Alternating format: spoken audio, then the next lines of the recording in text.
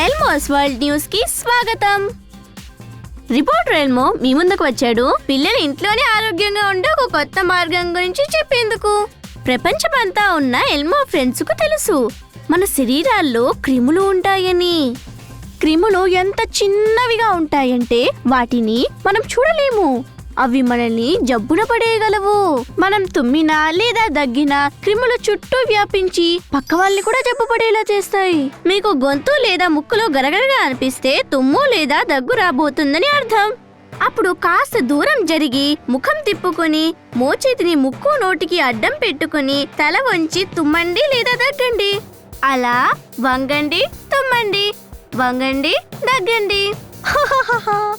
ఇప్పుడు మీరు ట్రై చేయండి. వంగండి, తుమ్మండి, వంగండి, దగ్గండి. ఏ బేబీ బ్రహ్మాండం. ఓ, క్రిములతో పోరాడే కొందరు రుమాళ్ళు లేదా టిష్యూలలో తుమ్ముతున్నారు. తుమ్మిన తర్వాత రుమాలను ఉతకడానికి టిష్యూలను చెత్తబుట్టలో వేస్తారు. తుమ్మిన తర్వాత లేదా దగ్గిన తర్వాత మీ చేతులను కనీసం 20 సెకండ్ల పాటు సబ్బుతో కడుక్కోవాలి. గుర్తుంచుకోండి, అది క్రిములతో పోరాడే మరో మార్గం. ఎల్మోకి చేతులు కడుక్కుంటూ డాన్స్ చేయడం అంటే ఇష్టం. మరొక కొత్త స్టెప్. వంగండి, తుమ్మండి, కడుక్కోండి, వంగండి, దగ్గండి, కడుక్కోండి. ఇది మీరు మొదటిసారి విన్నారు. అందరూ కలిసి చెప్పండి. వంగండి, తుమ్మండి, కడుక్కోండి. అది నిజంగానే గ్రేట్ న్యూస్ రిపోర్ట్.